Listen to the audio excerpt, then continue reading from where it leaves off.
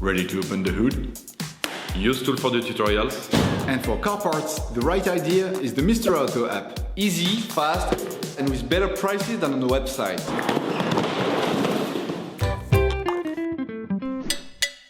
You will find the bulk inner and outer tie rods used in the video exclusively on the Mr. Auto website and through the link in the description.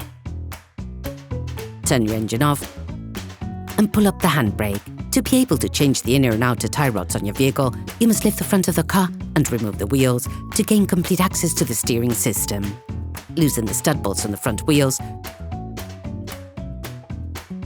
Raise the front of the vehicle and put it in the two-axle stance. We strongly suggest watching the tutorial, raising your vehicle safely, before carrying out this step. You will then be able to take off the wheels. Don't forget to slide them under the vehicle. You can now see the outer tie rod end. As the components to be removed are very often seized up, don't hesitate to brush and to use penetrating oil to facilitate the operation. With a marker, trace a line between the axle joint and the tie rod end. It will help later during the disassembly and reassembly process. Using a 24mm spanner, release the holding nut on the tie rod end. Hold the bolt joint using an adjustable spanner to prevent it from rotating. The lock nut is there to prevent any rotation of the two parts towards each other, which could have an impact on the alignment of your vehicle. Using an 18mm spanner, a socket wrench and a 6mm Allen socket, undo the nut holding the tie rod end.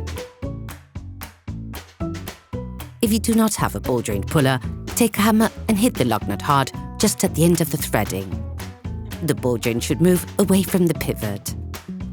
Only tap on the tie rod end pivot if you're changing the tie rod end, otherwise you risk damaging the threading.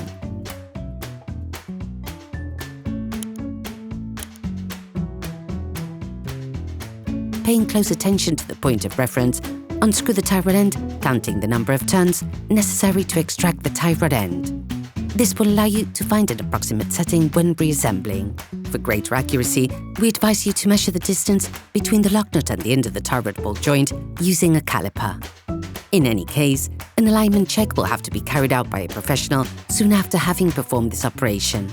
Remove the lock nut from the axle joint. With pliers, remove the external metallic clip on the protective sleeve of the tie rod axle joint. Using a long flathead screwdriver and a hammer, remove the inner clip from the sleeve. With a cutter, cut the external part of the sleeve so that you can remove it. Remove the sleeve.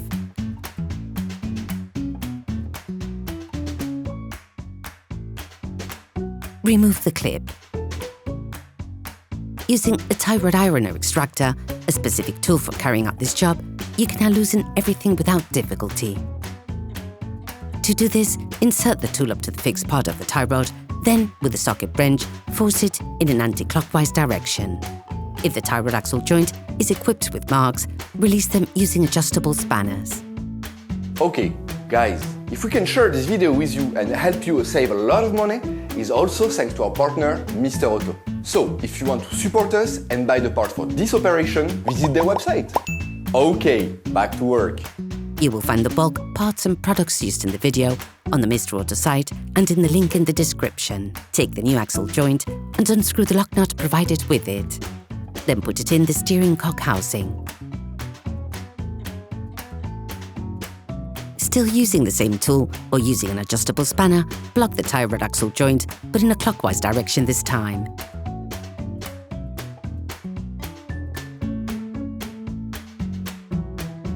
Finish off the tightening with a torque wrench. Then remove the tool. Take the new sleeve. Apply silicone grease to the part of the tie rod axle joint that will be in contact with the sleeve.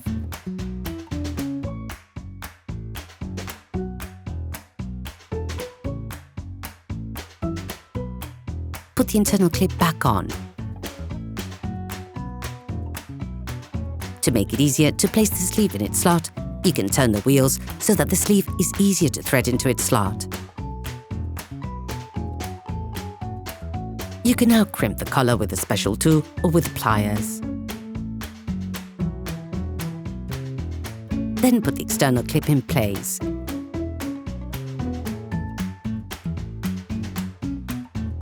screw the lock nut back on until the distance measured with the caliper is reached. Take the new tie rod end. Put the tie rod end back in place, making the same number of turns as counted during disassembly. Using a wire brush, scrub the pivot, then apply silicone grease to the flat part that will be in contact with the tie rod bellows. Do not grease the inside of the cone. Replace the bolt joint in the pivot. Put the nut provided with the new part in place and tighten it using a socket wrench.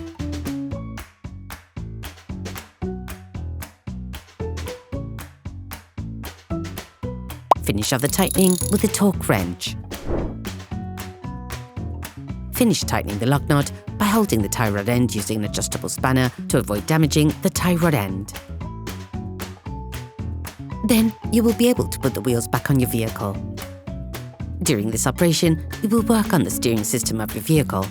Checks on tyre alignment, when carried out by a professional, will guarantee that your steering system has been perfectly aligned and is in good working order. Operation completed. Hi, it's Theo from UseTool. I hope this video has helped you a lot in your car maintenance. We would be super grateful if you could spread the word so that we can produce even more tutorials. Simply give us a like, a comment, and hit that subscribe button. It really helps us boost the channel and help the whole community. Thanks a lot and have a great one.